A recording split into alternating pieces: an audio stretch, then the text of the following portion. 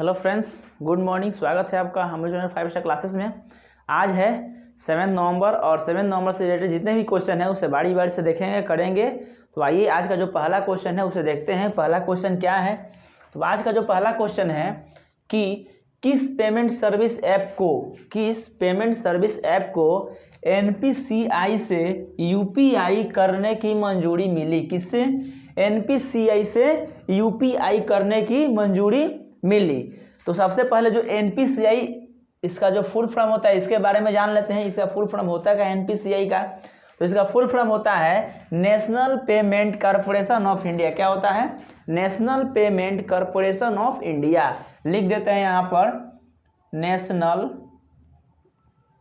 Payment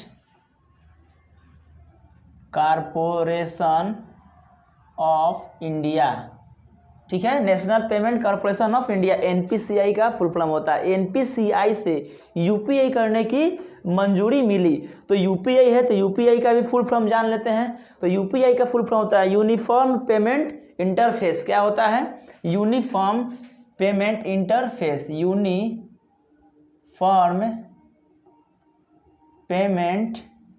uniform payment interface.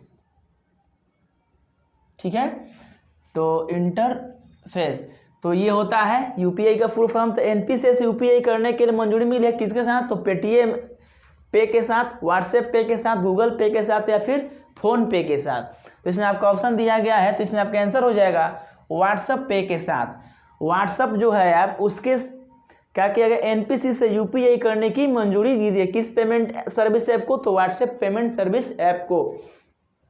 ये जो है ये जो फेसबुक का जो मैसेजिंग ऐप है, जो व्हाट्सएप, इसको बना दिया गया है फेसबुक के द्वारा। मैसेजिंग ऐप इसको फेसबुक को बना दिया गया है।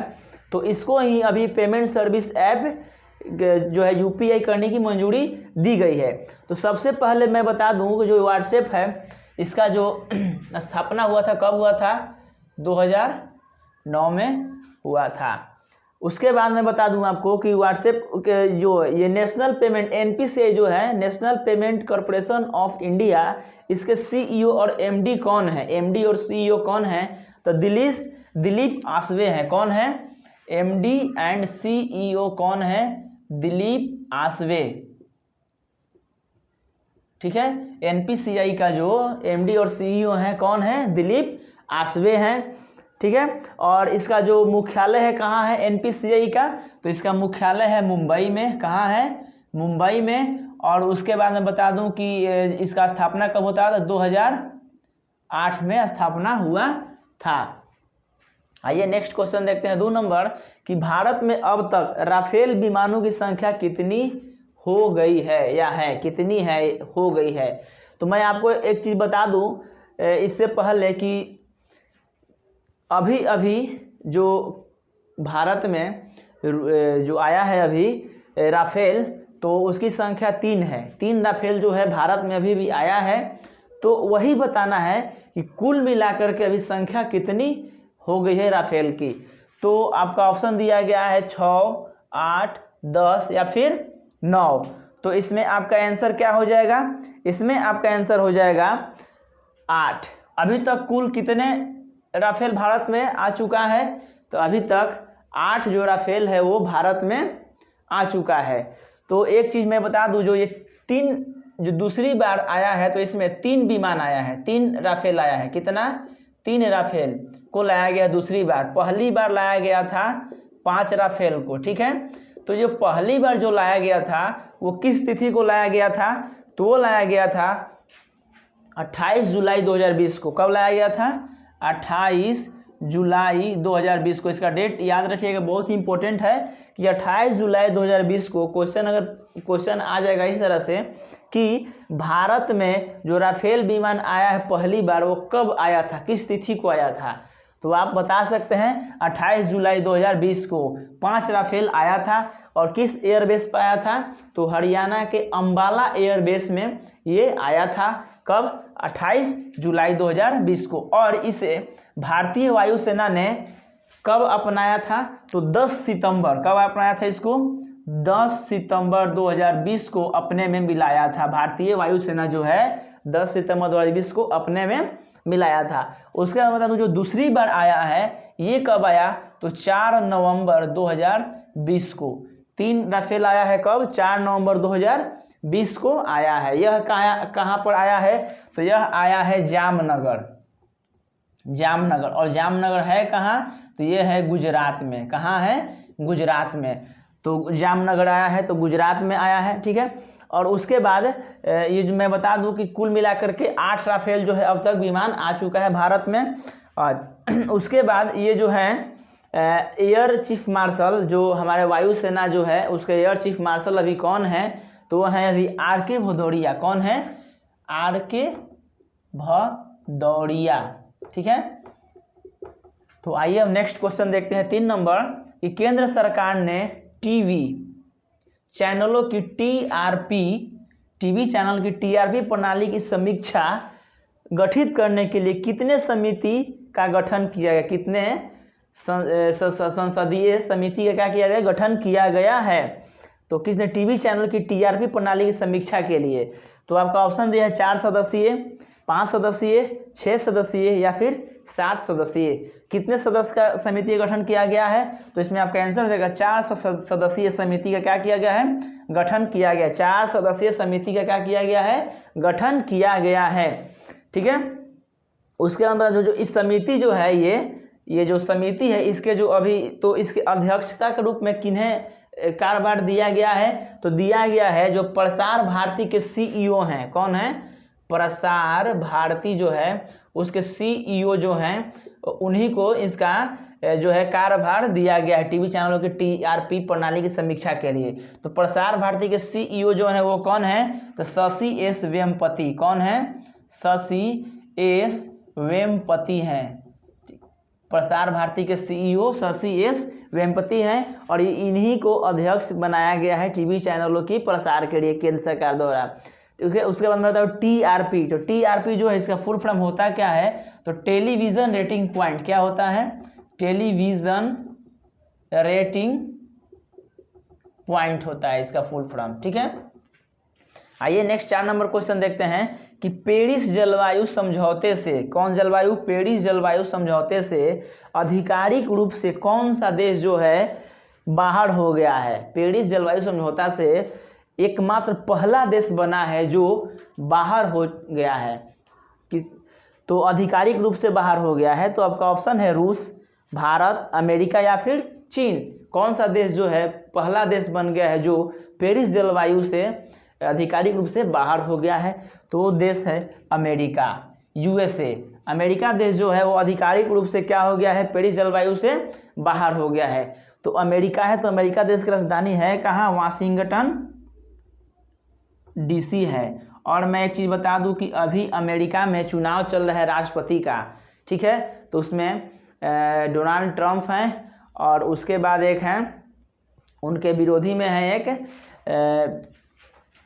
बेहरडन। कौन है, बेहरडन। तो ये हैं उनके, तो जो वाशिंगटन डीसी है इधर अमेरिका की राजधानी है। और एक तो हैं आपके डोनाल्ड ट्रंप जो अभी थे राष्ट्रपति अमेरिका के, और दूसरा है जो बाइडेन। कौन है, जो बाइडेन। तो इन दोनों के बीच अभी चल रहा है चुनाव। इस समझौता अभी तक कंफर्म नहीं किया गया है कि राष्ट्रपति किसे नियुक्त किया जाएगा, ठीक है। अब आइए नेक्स्ट जो, अच्छा एक चीज़ और मैं बता दूं कि जो पेरिस जलवायु जो है ये से अमेरिका देश बाहर हो गया है, लेकिन किस तिथि को बाहर हुआ, तो ये डेट पूछ भी सकता है एग्जाम में। तो मैं बता दूं कि 4 नवंबर 2020 को क्या हुआ, ये अलग हुआ। तो जब 4 नवंबर 2020 को अलग हुआ तो शामिल किस तिथि को हुआ, किस साल हुआ था, तो ये भी जान लेते हैं। शामिल हुआ था 2015 में। कब शामिल होगा, किस वर्ष, 2015 में शामिल हुआ था। 5 नंबर क्वेश्चन है कि शक्तिकांत दास ने की सार्क सेंट्रल बैंक के गवर्नर के समूह की कौन सी बैठक की अध्यक्षता, कितने नंबर की बैठक की अध्यक्षता की है, कौन, Shaktikanta Das, SAARC central bank के गवर्नर के समूह के, ठीक है। तो आपका ऑप्शन दिया गया 39वीं, 40वीं, 42वीं या फिर 30वीं। तो इसमें आपका आंसर क्या हो जाएगा, इसमें आंसर हो जाएगा 40वीं। 40वीं जो है सार्क सेंट्रल बैंक गवर्नर के समूह की क्या की है, शक्तिकांत दास अध्यक्षता किए हैं। तो शक्तिकांत दास जो है अभी क्या है, तो ये 25वें आरबीआई के गवर्नर हैं। कौन है? आरबीआई के गवर्नर है। कितने नंबर के? तो 25वें नंबर के आरबीआई के गवर्नर हैं ये।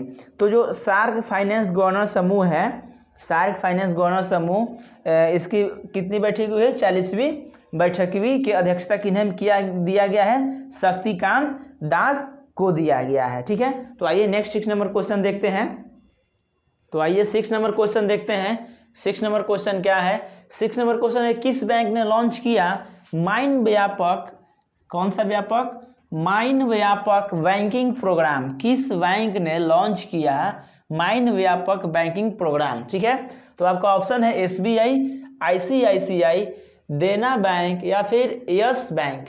ठीक है, तो इसमें आपका आंसर क्या हो जाएगा? इसमें आंसर हो जाएगा आईसीआईसीआई बैंक। आईसीआईसीआई बैंक जो है उसने ही माइन व्यापक बैंकिंग प्रोग्राम को क्या किया है? शुरू किया है। तो आईसीआईसीआई बैंक का मुख्यालय है कहाँ? तो मुंबई है। आईसीआईसीआई बैंक का मुख्यालय कहाँ है? तो मुंबई है। और एमडी और सीईओ कौन है? तो संदीप बख्शी। इसका एमडी और सीईओ कौन है? मुकेश बख्शी। कौन है? सॉरी, मुकेश नहीं, संदीप बख्शी। ठीक है, संदीप बख्शी, संदीप बख्शी हैं। ठीक है, तो आईसीआईसीआई ने माइन व्यापक बैंकिंग प्रोग्राम को शुरू किया है। उसके बाद है 7 नंबर क्वेश्चन, किस देश के राष्ट्रपति बने जॉन पेम्बे मागुफुली? किस देश के जो राष्ट्रपति नियुक्त किए गए हैं? जॉन पेम्बे मागुफुली। तो इसमें आपका ऑप्शन दिया गया है सूडान, तंजानिया, नॉर्वे या फिर गिनी। तो इसमें आपका आंसर क्या हो जाएगा?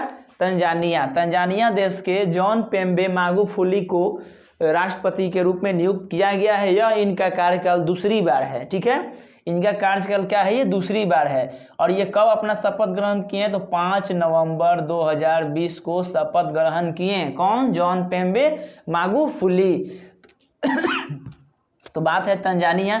तो तंजानिया है, तंजानिया देश की राजधानी है कहाँ? तंजानिया देश की राजधानी कहाँ है? डोडोमा। राजधानी कहाँ है तंजानिया के? तो डोडोमा है राजधानी। और उसके बाद मतलब यहाँ का मुद्रा क्या है? तो तंजानिया शिलिंग है। क्या है यहाँ का मुद्रा? मुद्रा है तंजानिया शिलिंग। ठीक है, नेक्स्ट क्वेश्चन है 8 नंबर, कि सेना प्रमुख एमएम नरवाने यानी कि मनोज मुकुंद नरवाने को किस देश ने सेना के मानद जनरल पद से सम्मानित किया? किसके? मानद जनरल पद से सम्मानित किया है। किस देश के ने सेना के मानद जो पद है उसे सम्मानित किया गया है? किन्हें? तो एमएम नरवाने को, मनोज मुकुंद नरवाने को। ये भारतीय जो सेना के क्या है? ये प्रमुख हैं।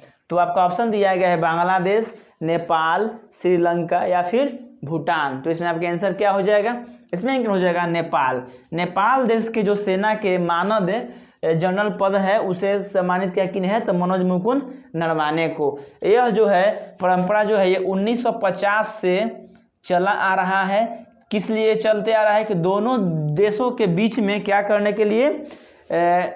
मजबूती प्रदान करने के, दोनों देशों के बीच में सेना के बीच मजबूती प्रदान करने के लिए 1950 से ही यह पुरस्कार जो सम्मानित पद है चले आ रहा है। 9 नंबर क्वेश्चन है कि किसे बनाया गया ओएनजीसी विदेश लिमिटेड के नए एमडी और सीईओ? ठीक है, किसे बनाया गया ओएनजीसी के विदेश लिमिटेड के नए एमडी और सीईओ? तो ऑप्शन है एसके प्रसाद, एके गुप्ता, सतीश कुमार या आदित्य सागर। तो इसमें आपका आंसर क्या हो जाएगा? इसमें आंसर हो जाएगा एके गुप्ता। एके गुप्ता को क्या किया गया है? ओएनजीसी विदेश लिमिटेड जो है उनके नए एमडी और सीईओ बनाया गया है। तो मैं बता दूं जो ओएनजीसी विदेश लिमिटेड है इसका स्थापना हुआ था कब? तो इसका स्थापना हुआ था 1965 में। इसका स्थापना कब हुआ था? 1965 में। और इसका मुख्यालय है कहाँ? तो इसका मुख्यालय है नई दिल्ली। आइए नेक्स्ट क्वेश्चन देखते हैं 10 नंबर, कि भाजपा ने किस शहर में 70 वरिष्ठ नेताओं की नियुक्ति की है? भाजपा ने किस शहर में 70 वरिष्ठ नेताओं की नियुक्ति की है? तो मुंबई शहर या बनारस शहर या नई दिल्ली शहर या फिर कोलकाता शहर में। तो इसमें आपका आंसर क्या हो जाएगा, इसमें आंसर हो जाएगा नई दिल्ली शहर में भाजपा ने अपना 70 वरिष्ठ नेताओं को क्या किए हैं, नियुक्त किए हैं। तो ये जो है 70 वरिष्ठ नेता जो इनको नियुक्त किया है, तो किसके लिए किए हैं, तो जितने भी अभी जो त्यौहार वगैरह आ रहा है उनको देख रेख संरक्षण के लिए, देख रेख के लिए ये 70 वरिष्ठ नेताओं की नियुक्ति किया गया है। ठीक है, तो नई दिल्ली है, तो नई दिल्ली जो है हमारे भारत की देश की राजधानी है। और उसका नाम भाजपा जो दिया गया है, तो भाजपा जो है इसका स्थापना हुआ था कब, तो भाजपा का स्थापना हुआ था 1980 में। कब हुआ था, स्थापना कब हुआ था, 1980 में। तो उसके बाद बता दूं कि ये जो आज का जो इम्पोर्टेंट 10 क्वेश्चन था हम लोगों ने देखा और अच्छी तरह से समझा। ठीक है, तो उम्मीद रखता हूँ कि जो मेरा वीडियो है जितना हो सके आप लोग शेयर करें, लाइक करें, कमेंट करें, और जो हमारा चैनल है 5 स्टार क्लासेस उसे सब्सक्राइब करें और जितना हो सके शेयर करें। ठीक है, थैंक यू वेरी मच।